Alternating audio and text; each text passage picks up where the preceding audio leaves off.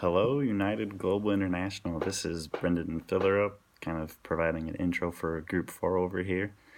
And I just kind of wanted to tell you guys what's going to happen in relative terms to this video. It'll be me presenting the Japanese data and Stephanie with the Chinese data and Kelsey with the United States data. And then after that, they'll have the competition section that'll be presented by Michael, and he'll kind of just go over the market shares of the competition, everything, and that sort of such. And then we'll have a proposal from Jessica who'll kind of explain what we think about each market and what we think you guys should do. And then following that, we'll have Nathan kind of wrap things up and provide the corporate documents that we've provided for you guys.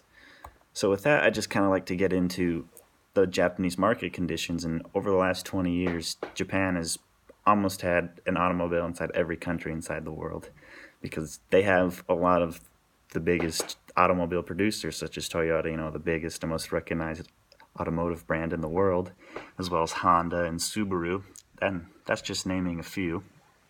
And a lot of people think that Japan doesn't really have a need for automobiles because they have very populated cities, very similar to New York in a way, but along with that, they have very reliable public transportation, a lot more reliable than New York. I mean, they have a train that goes 230 miles an hour and gets you across the entire country in 2 hours. So they definitely have the upper hand when not needing automobiles, but that's just a misconception because even outside those big cities, public transportation is a lot less reliable. So people still need automobiles, and not even to mention people inside the cities like to get out and away from them. So they're wanting and needing automobiles in that sense.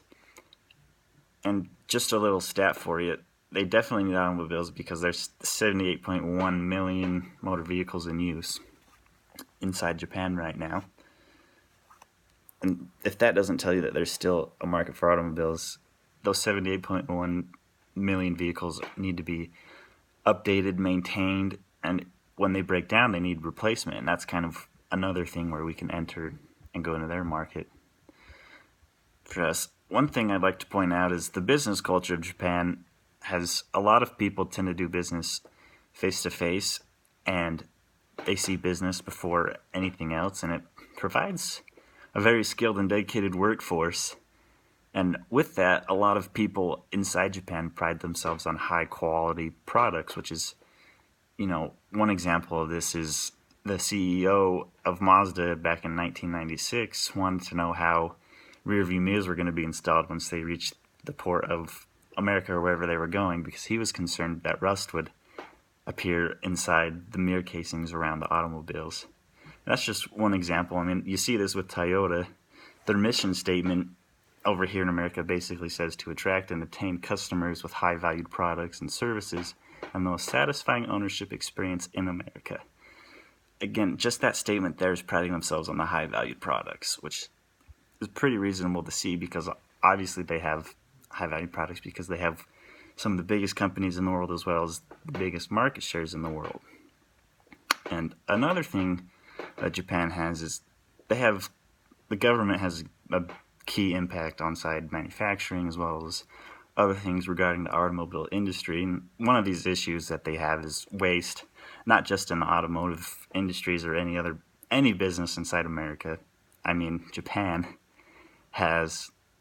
they have to watch their waste because the government has strict restrictions on this right now because they are aware of the problem and they have no way to deal with it, and it costs a ton of money to get garbage outside the country.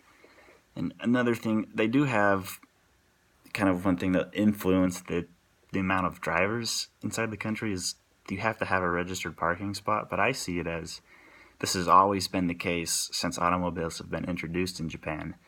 For many people, they're just used to it, so they see it as a cost of owning a car, whereas if you were inside America and you all of a sudden everyone has to have a required parking spot, it wouldn't go over well.